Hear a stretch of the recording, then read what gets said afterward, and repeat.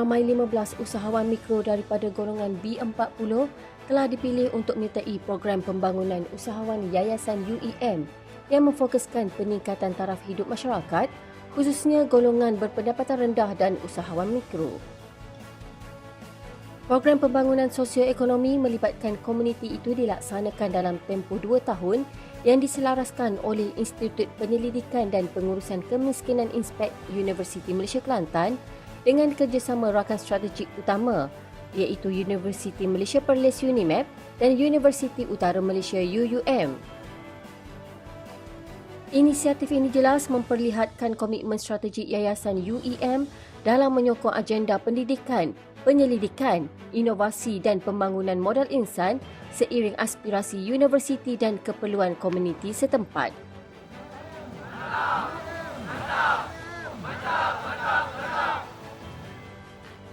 Program khidmat masyarakat selama 3 hari 2 malam melibatkan staf dari FTKW, Fakulti Seni Bina dan Akistik, pejabat pendaftar dan pejabat 3PI bertujuan membantu kebajikan masyarakat orang asli melalui penyerahan sumbangan dalam pelbagai bentuk kepada penduduk kampung.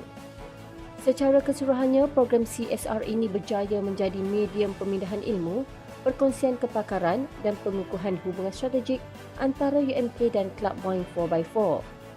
Inisiatif ini diharap dapat diteruskan pada masa hadapan sebagai usaha berterusan dalam memperkasa komuniti secara holistik dan mampan.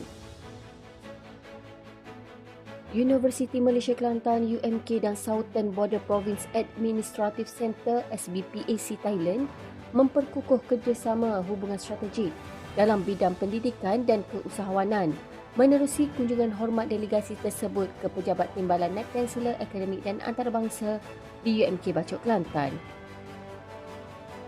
Sesi kunjungan ini bertujuan mengukuhkan jalinan kerjasama antara SBPAC dan UMK dalam bidang pendidikan tinggi, penawaran beasiswa dan peluang kolaborasi komuniti.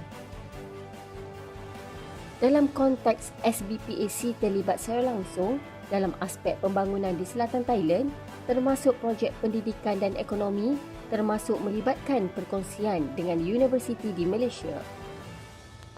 Universiti Malaysia Kelantan UMK dengan kerjasama Hanan Medispa Sedia Berhad mengambil inisiatif memperkenalkan program Literacy and University Immersion Program 2026 CLIP at UMK 2026 yang dirangka untuk meningkatkan minat dan pemahaman pelajar tentang realiti dunia kerjaya profesional, akademik dan juga keusahawanan.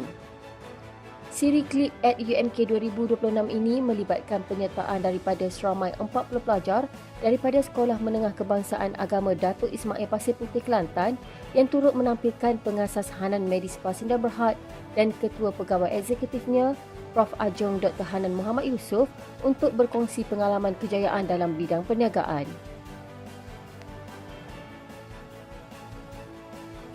Pelajar dari Universiti Malaysia Kelantan UMK menerima sijil penghargaan Hero Bomber sempena Majlis Perhimpunan Tahunan 2026 yang diadakan di Dewan Wira Merah Jabatan Bomber dan Penyelamat Malaysia Negeri Kelantan. Penghargaan tersebut diberikan atas keberanian pelajar berkenaan yang terlibat dalam usaha menyelamatkan mangsa dalam satu kejadian kereta yang terjatuh ke dalam tasik di kawasan UMK Kampus Jeli pada Disember 2025 yang telah disampaikan oleh Pengarah Jabatan Bomber dan Penyelamat Malaysia Negeri Kelantan.